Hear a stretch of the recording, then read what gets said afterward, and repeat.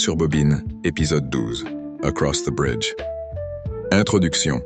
Mise en place de l'affaire.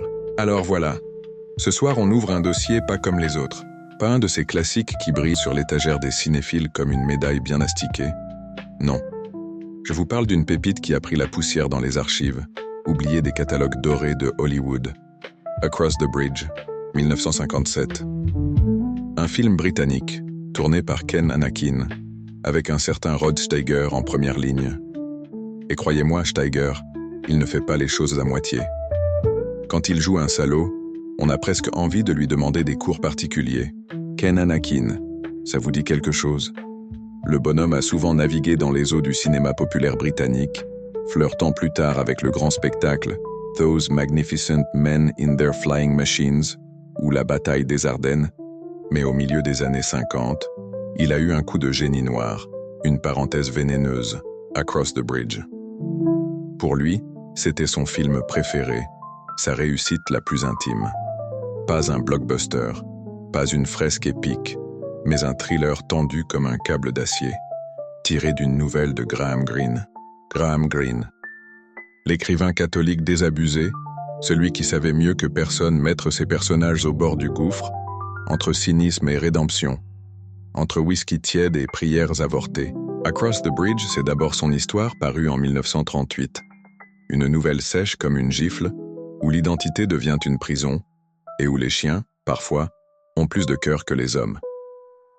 Anakin et son équipe de scénaristes en ont fait un long métrage, gonflant les veines du récit, ajoutant des sous-intrigues, mais gardant l'odeur âcre du désespoir de Greene. Et au milieu de tout ça, un personnage, Karl Schaffner, un financier véreux, cynique, un type qui a pillé ses associés pour 3 millions de dollars et qui prend la tangente vers le Mexique. Ce rôle-là, Rod Steiger s'en est emparé comme un fauve qui flaire le sang.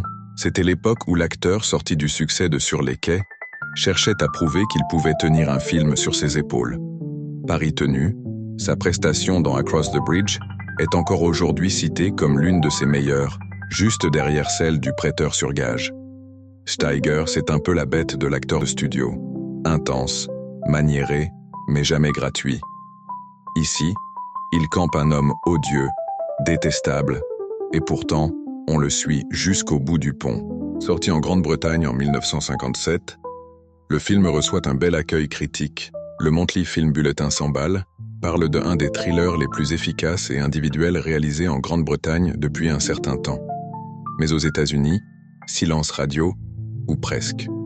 La distribution est limitée, les projecteurs d'Hollywood ne se tournent pas vers cette petite production indépendante. Résultat, le film reste un joyau discret, oublié des anthologies, réservé à ceux qui fouillent dans les marges du film noir. Et c'est justement là qu'on met les pieds ce soir. Dans les marges, dans les ombres, parce que Across the Bridge, c'est plus qu'un simple polar britannique. C'est une plongée dans l'âme tordue d'un homme, un voyage au pays de la lâcheté, de la cupidité, mais aussi, contre toute attente, d'une étrange forme d'humanité. Et tout ça, catalysé par un chien. Oui, vous avez bien entendu, un chien baptisé Dolores, qui va bouleverser le destin de Schaffner. Comme quoi, dans le film noir, les plus petits détails finissent toujours par faire basculer la partie. Alors, servez-vous un verre, mettez-vous à l'aise. On va traverser ce pont ensemble. De Londres à la frontière mexicaine, en passant par les tréfonds d'une âme pourrie. Et comme toujours, on se demandera à la fin, qui manipule qui s'en sort et qui s'écroule. Spoiler. Chez Graham Greene, les happy ends, c'est pas vraiment au programme. Repérage. Portrait de la victime suspect, Karl Schaffner. Karl Schaffner. Retenez bien ce nom parce que dans les annales du cinéma noir, il n'a pas la notoriété d'un Walter Neff, assurance sur la mort, ni l'aura romantique d'un Sam Spade. Mais il mérite qu'on le décortique, comme un flic qui feuillette le dossier d'un type trop propre sur lui pour être honnête. Et je peux vous dire une chose, dès qu'il apparaît à l'écran avec sa mine pincée et son air hautain, on sent qu'on a affaire à un gros poisson. Pas un de ces petits truands qui volent des portefeuilles au coin des rues sombres. Non, Schaffner, c'est du calibre financier. Le genre qui détourne 3 millions de dollars et qui pense pouvoir se tirer au soleil avec un cigare aux lèvres. Un financier britannique, d'origine allemande, veuf, sans attache réelle. Déjà, ça plante le décor. Un type qui vit seul, sans famille, sans amour, sans amis. Sa seule compagne, c'est la cupidité. Et il ne s'en cache même pas. Au début du film, il donne une conférence de presse où son comportement, presque nazi, dans sa rigidité et son mépris des autres, annonce la couleur. Pas étonnant que Rod Steiger s'y soit engouffré avec gourmandise. C'est le genre de rôle où l'acteur peut lâcher toute son intensité, ses grimaces, son regard perçant. On dirait presque un prédateur, un fauve en costume 3 pièces. Alors, qu'est-ce qu'on trouve dans son casier psychologique ? D'abord, une arrogance qui frise la caricature. Schaffner pense toujours avoir un coup d'avance sur tout le monde. Ses associés, la police, les passagers du train, même le hasard. Ensuite, une cruauté froide. Quand il décide de droguer ce pauvre Paul Scarfe pour lui piquer son passeport, il n'hésite pas une seconde à le balancer du train, comme un sac de linge sale. On a beau savoir qu'il s'est trompé de cible, que Scarfe n'est pas un simple quidam mais un assassin recherché, l'acte reste glaçant. Là, on comprend qu'on n'est pas devant un héros malchanceux, mais devant un salaud pur jus qui écrase tout ce qui se met en travers de sa route. Mais attention, si Across the Bridge est plus qu'un simple thriller de poursuite, c'est parce que ce portrait évolue. Schaffner, au départ, c'est le suspect idéal. Cupide, cynique, vénal, misérable, comme dirait Graham Greene. Et pourtant, à force de traîner son ombre dans cette ville frontalière mexicaine crasseuse, on voit poindre autre chose. Le décor fait miroir. Katrina, cette bourgade poussiéreuse, corrompue, sale, c'est le reflet parfait de son âme. Il s'y sent presque chez lui, entouré d'âmes aussi pourries que la sienne. Mais c'est dans cet enfer que quelque chose se fissure. Le déclencheur ? Un chien ? Dolores, un setter anglais qui appartenait à Scarfe. Au début, Schaffner se coltine la bête comme un boulet. Une simple pièce à conviction pour crédibiliser son usurpation d'identité, mais petit à petit, ce chien devient sa seule alliée, son seul ami, le seul être qui ne le juge pas. C'est dérisoire, presque ironique. Un homme qui a tout perdu, qui a volé des millions, qui fuit la justice et qui se raccroche à un animal pour trouver une once d'humanité. On croirait à une blague scénaristique, mais non, c'est le cœur battant du personnage. Et Steiger le joue avec une intensité qui rend la chose crédible. On le voit passer du mépris à l'attachement, de l'indifférence au sacrifice. Mais soyons clairs, Schaffner n'est pas réhabilité. Le film ne cherche pas à le blanchir, à en faire un repenti. Greene n'était pas du genre à offrir de la rédemption facile. Non, Schaffner reste un type odieux, marqué par ses crimes, englué dans son cynisme. Simplement, il découvre un coin de lumière, et ce coin de lumière lui coûte la vie. On pourrait presque résumer son dossier ainsi. Sujet dangereux, cynique, manipulateur, mais capable d'un ultime geste d'humanité. Verdict, mort accidentelle au pont de Katrina, pleuré par un chien. Ce portrait, c'est la colonne vertébrale du film. Sans Schaffner, il n'y aurait pas d'histoire. Sans Steiger, il n'y aurait pas de film. Le personnage est si antipathique au départ qu'il fallait un acteur de cette trempe pour le rendre fascinant, presque hypnotique. On ne l'aime pas, mais on ne peut pas le lâcher. C'est toute la puissance du film noir. Nous faire suivre les pas d'un salaud et nous montrer, au détour d'une ruelle poussiéreuse, qu'il reste malgré tout humain. Filature, la cavale et l'échange d'identité. La fuite, c'est l'essence même du film noir. Toujours une route à prendre, un train à attraper, une frontière à franchir avant que le destin ne vous rattrape par le col. Karl Schaffner, lui, a 3 millions de dollars planqués, un billet pour la liberté et un plan réglé comme une horloge suisse. Son objectif ? Le Mexique. Pourquoi ? Parce que là-bas, pense-t-il, ces magouilles financières seraient hors de portée de Scotland Yard. La planque idéale pour un type qui croit pouvoir échapper à tout, même à sa propre conscience. La séquence de fuite en train est une des meilleures réussites du film. Anakin filme ça sans fioriture, serré sur Schaffner, avec une caméra qui colle à sa sueur, à ses regards méfiants, comme s'il sentait déjà le piège. Pas de grands discours, pas de héros romantique. Juste un homme seul, enfermé dans son compartiment comme un rat qui attend la prochaine gifle du destin. Et la gifle, elle arrive vite. Les journaux dévoilent son crime plus tôt que prévu, les contrôles se resserrent, et son plan se met à craquer de toutes parts. Alors, comme tout bon prédateur acculé, Schaffner improvise. Son regard tombe sur Paul Scarfe. un passager qui lui ressemble vaguement et qui transporte un passeport mexicain, c'est la porte de sortie inespérée. La scène où il le drogue et l'assomme est filmée avec une crudité rare pour l'époque. Steiger y met tout, le rictus de mépris, la brutalité du geste, l'absence totale de remords. On pourrait presque croire à une agression sexuelle symbolique, tant l'échange d'identité est mis en scène comme une violation. Green aurait sans doute apprécié ce sous-texte sordide. Chez lui, les crimes ne sont jamais propres, toujours trempés de sueur et de honte. Schaffner balance Scarf du train comme on se débarrasse d'un poids mort. Mais le coup de maître va se retourner contre lui. Parce que Scarf n'est pas un simple voyageur. Ce n'est pas un pauvre type choisi au hasard. C'est un assassin politique recherché, un vrai danger public. Voilà comment le plan parfait devient une descente aux enfers. En essayant de se débarrasser de son identité, Schaffner a enfilé une peau encore plus maudite que la sienne. Fatalité pure, typiquement film noir. Et puis il y a le détail qui change tout. Le chien, Dolores. Un setter anglais, élégant mais bien encombrant pour un type comme Schaffner. Il aurait pu s'en débarrasser, mais non. Pour que l'usurpation d'identité fonctionne, il doit garder le chien.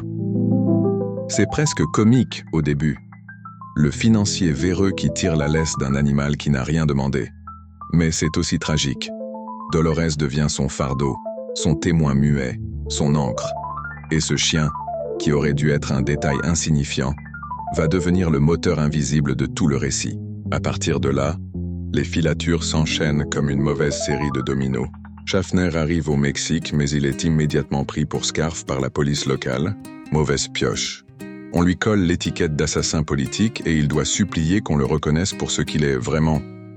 Un escroc, mais pas un meurtrier. Ironie suprême. Pour prouver sa véritable identité, il doit retrouver Scarf, le type qui l'a jeté hors du train. Et le destin se charge de l'ironie finale. Scarf est abattu par les autorités américaines, avant même que Schaffner ait pu récupérer sa peau d'origine. Voilà la beauté vénéneuse du film noir. Chaque pas qu'il fait pour s'échapper le rapproche un peu plus de sa perte. On ne peut pas fuir ce qu'on est. On peut se grimer, changer de nom, voler un passeport. Mais la vérité colle à la peau comme une ombre. Et le spectateur, lui, suit ce ballet malsain avec fascination. On ne souhaite pas à Schaffner de s'en sortir. Il est trop odieux pour ça. Mais on veut voir jusqu'où il est prêt à descendre. Et la descente ne fait que commencer. Interrogatoire. Thème et symbole. Quand on interroge un type comme Karl Schaffner, il ne suffit pas de gratter la surface. Le bonhomme est une carapace, costume bien repassé, postures arrogantes, phrases froides comme un rapport de comptable. Mais derrière cette façade, il y a une mine d'or de symboles, de thèmes, de contradictions. Across the Bridge, c'est pas juste une histoire de cavale, c'est une radiographie morale. Et à la table de l'interrogatoire, Graham Greene, l'auteur de la nouvelle, joue le rôle du flic qui n'a pas peur de poser les mauvaises questions. 1. L'identité. L'impossible fuite de soi. Tout le film tourne autour de ça. Schaffner croit qu'en volant le passeport d'un autre, il va pouvoir se réinventer. Sauf que l'identité, dans l'univers de Greene, c'est un poison. Plus on essaie de s'en débarrasser, plus il vous ronge. Ironie macabre. En tentant d'échapper à la fraude, Schaffner devient prisonnier de l'identité d'un assassin politique. Il voulait se laver les mains. Il plonge les bras entiers dans la boue. 2. L'ambiguïté morale. Bienvenue chez Greene. Ces personnages ne sont jamais tout blancs ou tout noirs. Ce sont des âmes cabossées, cyniques, qui flottent entre culpabilité et instinct de survie. Schaffner en est l'archétype. Odieux, vénal, mais fragile comme une forteresse fissurée qui se croyait imprenable. La ville de Katrina agit comme une extension de son être. Purgatoire dantesque où les masques tombent. Roi Dolores, le fardeau devenu salut. Au début, c'est un accessoire d'usurpation, puis un ange gardien. Quand elle le sauve d'un scorpion, on bascule dans le symbolique. Le misanthrope s'attache, presque malgré lui. La critique a tiqué. Difficile d'accepter qu'un salaud pareil risque sa peau pour un chien. C'est précisément là que réside la force du film. L'unique lumière vient d'un lien inattendu. 4. Le fatalisme noir. Ici, la morale est tordue. La rédemption existe, mais elle coûte la vie. Schaffner découvre un éclat d'humanité, et ce petit miracle le mène droit à sa perte. Pas de catharsis, juste la mécanique implacable du destin. 5. Le grotesque et les coïncidences. Passeport volé, assassin par hasard, chien sauveur. Sur le papier, tout semble invraisemblable. Chez Green, c'est un levier tragique. Rien n'est logique, tout est grotesque, donc profondément humain. Une sensibilité plus européenne qu'hollywoodienne, proche d'un noir existentiel. Reconstitution. Derrière la caméra, tournage, adaptation, atmosphère. Dans une enquête, il faut toujours jeter un œil sur les coulisses. Qui tirait les ficelles? Qui a choisi les cartes du jeu? Pour Across the Bridge, les coulisses, c'est un drôle de puzzle. Un réalisateur britannique en quête de son chef-d'œuvre, un écrivain catholique désabusé qui n'a jamais revendiqué l'adaptation, et une équipe de tournage qui a transformé les contraintes en atouts. Ken Anakin, le coup de maître inattendu. Pas le nom qui saute aux lèvres quand on évoque Lang, Wells, Huston ou Dassin. Anakin est un artisan anglais, plus connu pour l'aventure que pour les ténèbres. Pourtant, il considérait Across the Bridge comme son film préféré. Sa mise en scène respire l'assurance. Caméra sobre, tension continue, visage scruté jusqu'à la fissure. Les critiques ont parlé d'un rythme serré, parfois clousosien, pour ce plaisir cruel de montrer l'humain au pire. Green adapté mais pas trop. À la base, une nouvelle, 1938, sèche et cruelle. Pour en faire un long, Guy Helms, principalement, et Denis Freeman ont étoffé le matériau. Passé du héros, sous intrigue, un couple secondaire, Johnny et Mary, qui sent le compromis. John Stafford, producteur et ami de Green, veille, pas question de trahir l'esprit. Anakin aurait voulu une version plus sexy, mais s'incline. Certaines scènes inventées, le meurtre impulsif de Scarf, sont saluées comme très greeniennes. Green restera silencieux. Dans ses entretiens, The Other Man, il n'évoquera jamais le film. L'Espagne pour jouer le Mexique. Faute de budget, extérieur à Laura del Rio, Espagne, intérieur à Shepperton, Angleterre, quelques plans d'établissement américains. Résultat, étrangeté féconde. Des acteurs anglais en mexicain, un décor ibérique pour la frontière texano-mexicaine. On pourrait hurler au faux. Mais ce décalage devient une esthétique, asymétrie, surréalisme latent, ambiance de rêve mauvais qui rapproche le film d'un touch of evil à naître, quand les contraintes font l'esthétique. Limite budgétaire, style. Pas de glamour, pas de tapage, poussière, sueur, crasse. La photo tranchée de Reginald Dwyer renforce la psyché de Schaffner. Par moments, un naturalisme documentaire. En profondeur, une inquiétante étrangeté. Parfait pour raconter la chute d'un homme qui se croyait au-dessus des lois. Montage et musique. Alfred Room serre les boulons, supprime les temps morts. James Bernard, futur compositeur emblématique de la Hammer, distille une tension sourde, cordes, cuivre, sans couvrir les acteurs. Constat final. Un réalisateur inspiré, un écrivain absent, des producteurs garants de la ligne, et une équipe qui transforme la contrainte en style. Bilan. Un noir britannique hybride, moitié Europe d'après-guerre, moitié pseudo-Mexique, mais totalement vénéneux. Témoin. Rod Steiger à la barre. Quand on ouvre un procès cinéphile, il y a toujours un moment où l'on doit faire asseoir le témoin sans qui l'affaire s'écroulerait. Pour Across the Bridge, c'est Rod Steiger. Le film est son ring, sa cage, son terrain de chasse. Sans lui, l'histoire resterait un canevas noir sur misère humaine. Avec lui, c'est une descente psychologique jusqu'au sol. Steiger, l'animal de l'Actors Studio. Après. Sur les quais, il a faim. Méthode dans les veines, immersion totale, gestes étudiés, silence lourd. Ken Anakin raconte qu'après avoir appris le rôle, Steiger n'ouvrait plus le script, tout était dans le corps. À l'écran, pas un plan où il ne transpire pas la vérité crue de Schaffner. Maniéré? Oui, mais signifiant. Fumé, ricané, s'affaisser. Chez lui, chaque tic raconte. Portrait d'un salaud fascinant. Dès la conférence de presse initiale, Steiger joue Schaffner comme un petit dictateur en costume-cravate. Mépris palpable, autorité glaciale. Puis la façade s'effrite. Le financier arrogant se mue en fugitif suant, paranoïaque, vulnérable. La scène où il drogue Scarf concentre tout.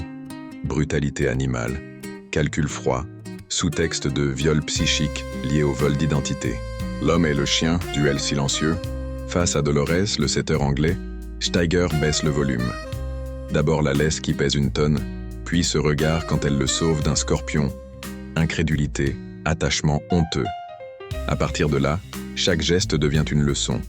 Appeler le chien, le chercher, risquer sa peau.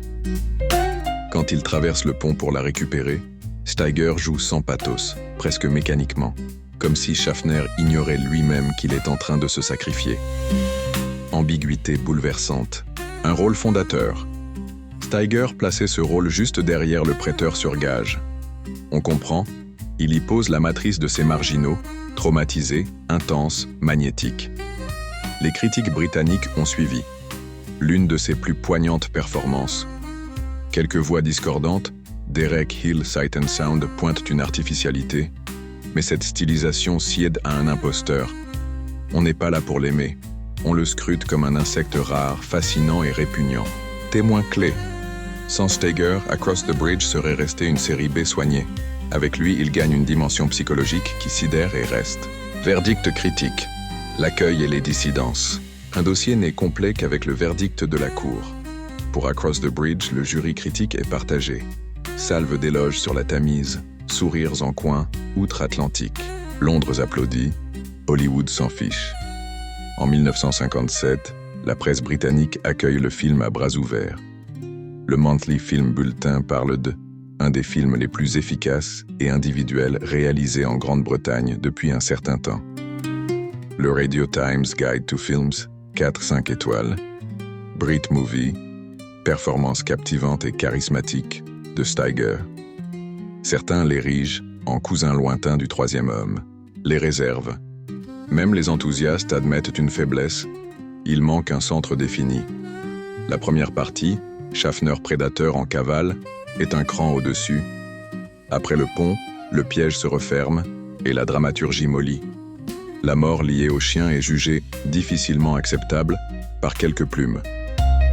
Outre-Atlantique, Pauline Kael assène que le milieu s'effondre.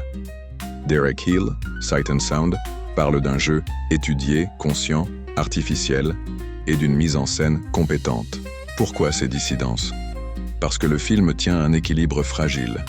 Étude de caractère sombre, quasi européenne, montée sur les rails d'un thriller de poursuite. Le début électrise, la fin refuse la catharsis. Green, fidèle à lui-même, nie la consolation. Le spectateur moyen attendait une résolution plus flamboyante. Frustration garantie, l'ombre de Graham Greene. Dans The Other Man, recueil d'entretiens, l'écrivain ignore l'adaptation. Oubli, dédain, probablement une distance vis-à-vis des ajouts, romance secondaire, expansion de la nouvelle. Reste que l'esprit demeure, misère humaine, ironie cruelle, rédemption impossible. Verdict général. Chef-d'œuvre oublié pour les uns, exercice boiteux pour d'autres. Point d'accord. Sans Steiger, l'affaire aurait été classée. Avec lui, elle mérite réexamen. Héritage, l'impact et la redécouverte. Un film noir, c'est comme une vieille affaire classée. Parfois elle dort au fond d'un tiroir, parfois un privé la rouvre. Across the Bridge, c'est exactement ça. Salué en 1957 au Royaume-Uni, puis avalé par l'ombre faute de distribution internationale solide. Aujourd'hui, il refait surface grâce aux passe-murailles de la mémoire. Cinéphiles obstinés, revues et archives numériques. Jalon pour Rod Steiger. Le rôle prouve qu'il peut porter un film en solo. Salaud fascinant de bout en bout. On y lit l'ébauche de Sol Nazerman, le prêteur sur gage, carapace d'inhumanité, faille intime, intensité magnétique. Noir britannique atypique. On pense au noir américain par réflexe. Ici, parfum britannique. Moins glamour, plus existentiel, une Europe d'après-guerre qui joue au Mexique. L'Espagne qui double la frontière texane, les acteurs anglais en mexicain. L'étrangeté devient force. Produit une aliénation qui colle au genre. Classique oublié. Rank Organisation distribue peu aux USA et la bobine disparaît du radar. Sans réseau ni marketing, même un bon film s'évanouit. Le destin d'Across the Bridge, film de connaisseurs, cité, aimé rarement vu. Redécouverte numérique. Internet, archives, YouTube, blogs spécialisés, Art of Noir Culture Courte, recontextualise l'œuvre. Nouvelle vie, nouvelle carte pour les amateurs. Franchir ce pont oublié, revoir Steiger mordre son personnage. Leçon d'héritage.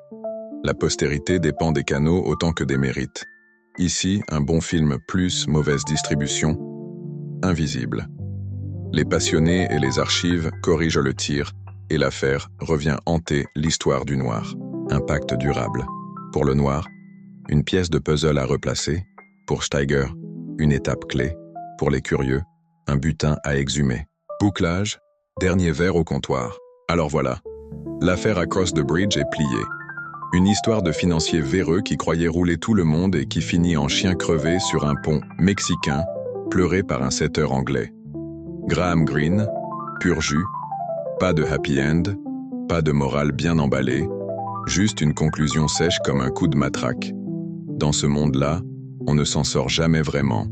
On se débat, on triche, on usurpe des passeports, et au bout du pont, c'est toujours la voiture bélier du destin. Ken Anakin a beau avoir filmé son Mexique en Espagne et ses flics en mexicain, avec des acteurs anglais, il capte l'essence du noir.